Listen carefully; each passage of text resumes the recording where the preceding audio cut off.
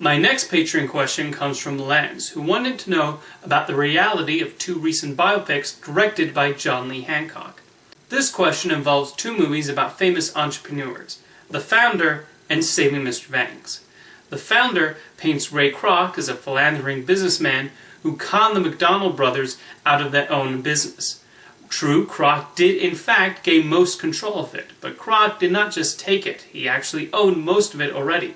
Plus, he also gave Rick and Mac a decent severance package they were more than happy with, and not down and out at the end like the movie says. Plus, it ignores Ray Kroc's philanthropy and the work he did for the Salvation Army. As great as Saving Mr. Banks is, and Walt's true reason for producing Mary Poppins is for his daughters, it is not true about his friendship with P.L. Travers. They did not even meet until the film hit theaters, and basically Walt already made the decision of what stayed in before the production even began. Why does the first movie seem to get away with more? What's the difference? That's an interesting question, especially since, as I mentioned, both films were from the same director. And funnily enough, Walt Disney and Ray Kroc both drove Red Cross ambulances during the First World War. Just always found that to be a neat tidbit. It's true that The Founder does not paint the most glamorizing portrait of Ray Kroc, although he was reportedly not exactly a bucket of sunshine. He was an opportunist who saw something in this McDonald's fast food restaurant and chose to capitalize on it. Kroc does deserve credit for his role in turning McDonald's into the billion-dollar operation it is today, although they could make the food just a tad healthier. The McDonald brothers were the first ones who decided to franchise their restaurant, though, as they already had multiple locations, initially in San Bernardino, and then expanding to Phoenix, Arizona, and Downey, California. But they still preferred to keep the number of locations small and in warmer climates.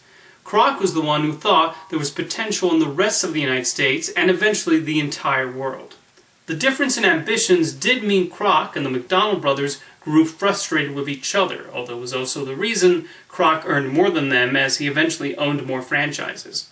Kroc was rather strict in how he chose to do business, and had a series of specific guidelines for every McDonald's restaurant.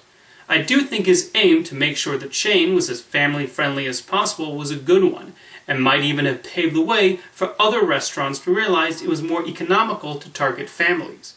Kroc did ultimately buy out the McDonald brothers, and like Lance mentioned, they never regretted that happening. One unethical move was building a McDonald's restaurant nearby the original location because Richard and Maurice would not sell it to him. That led to its closure 6 years later. Ray Kroc was a complicated figure, certainly a clever businessman, but not exactly a people person. As for Saving Mr. Banks, that one did alter Walt Disney and P.L. Travers' relationship. The struggle to attain the rights happened before the pre-production of Mary Poppins, not during the period when Travers was consulting on it. Walt was largely absent when Travers was at the Disney studios, although the movie mostly shows her interacting with the Sherman brothers and screenwriter Don DeGrady, which is accurate. So no, Walt did not bring her to Disneyland or go to her house to deliver a heartwarming speech. Even the whole theme of the book, Mary Poppins, being about the father, is largely made up, as Mr. Banks is barely a figure in the book. A lot of that is the usual artistic license, although I don't think any of the changes from history harm the movie.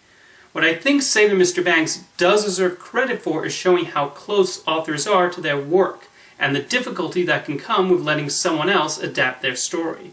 The film also is not afraid of showing Walt as stubborn and set in his creative ideas and getting whatever he wanted. If anything, the movie actually toned down P.L. Travers, as many people who interacted with her found her to be rather crabby and unpleasant, including the Sherman brothers and even her own son. You're bound to see artistic license being taken with movies based on real events, and we do have a responsibility to look up the true story. I don't think either The Founder or Saving Mr. Banks were offensive in how they portrayed Ray Kroc and Walt Disney, and instead allowed us to think about how they built their respective empires. Thank you for your question, Lance.